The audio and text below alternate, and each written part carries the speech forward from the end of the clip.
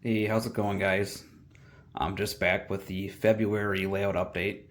And then we start obviously with the most progress or the biggest project I've been working on the past month here.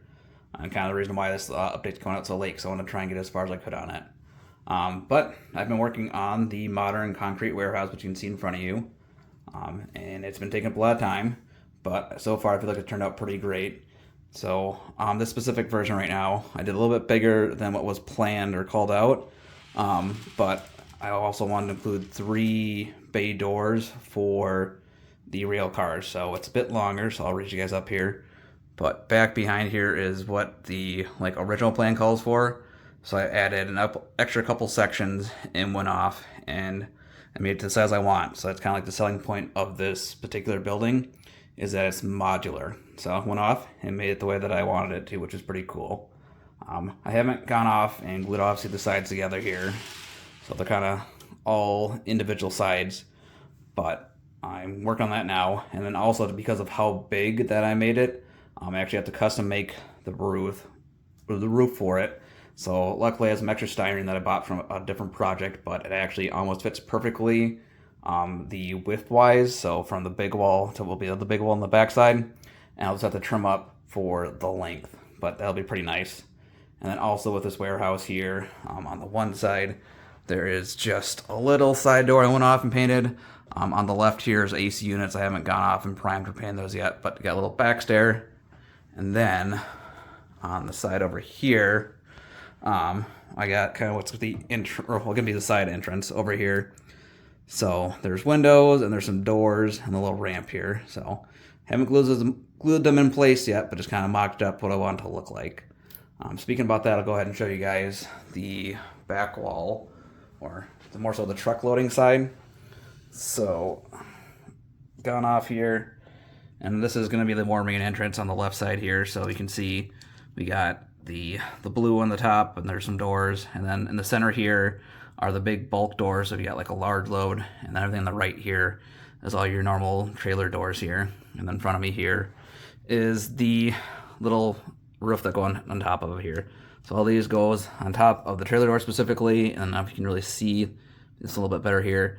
But that's your kind of your dock plate, so that will fold up and down. So they'll all be folded down here, so you can back a trailer into them. But those are the parts there. It's kind of the last part I got to glue on, and I'll start actually working on assembling that. Other than that, the other thing I kind of finished up for the most part here. Let me move some paint out of the way here. I finished all the curved sections for going off and weathering up the ties. So this whole section, essentially, I still need to do this last straight piece here, a little bit of curve there, but the full length curves are done all the way around. So that's one part. Like I said, I actually just want to go off and get this last little bit here, and I'll probably start scenering where the tape measure is here in this X. And I want to go off and I want to create like a mountain that goes up. So essentially, this train will be going around a little bend here. So there'll be a little bit of fascia here with some pine trees on top there. The other thing I've gone off and got or worked on for the layout is I actually picked up a little new workstation for building and painting. I think this was going to turn into more of a painting station because actually over the past month I went off, started using my airbrush again, and feeling a lot more confident. Since the biggest thing is using or mixing the paint outside of the airbrush, and then just make sure it flows properly and using thinner. But I've gotten a lot better with that because that warehouse that I painted pretty much has been exclusively airbrush, except for a couple small detail things. So I got a little station here. Down below I got my compressor, and then all these drawers come out. So I got a bunch of paints, and then my airbrush is in there. And eventually, right above up here, there's a window. So if need be, if I want to actually get an airbrush booth and go off, and it vents right there, so I don't have to worry about it getting this long duct, but I can go there. Potential thoughts too. If I want to, kind of talking about the large industry over here, I might go off and extend it. I might just go off and do like a thin piece of foam, and I can go off and put it across kind of the workbench here. Otherwise, kind of for pickups for the month, I actually went off and picked up the Kato Surfliner set. So I got both the introductory 4-piece set and then the 8-car set. I bought these in DC, and I bought decoders to go off and install. Unfortunately, with the decoders I did buy for the engine specifically, the way that the light boards are set up for forward and reverse lights, it's on opposite sides of the board. like a top and bottom, but they only have it on one side of the decoder, so I don't actually get the trailing lights on this. And then I had to buy a separate decoder for a cab car, so I'm using the 8 car set for the cab car, but I'll show you guys that in a second, because otherwise all the lights lighted up, but we'll get that here soon. And then I went off, and I was talking about last month how I picked up these tarp covered cars for BNSS for this year's, like kind of a reference of cutting away the piece, what it looks like here. Let me get to the other side here, I'll show you, because I have all set up over there.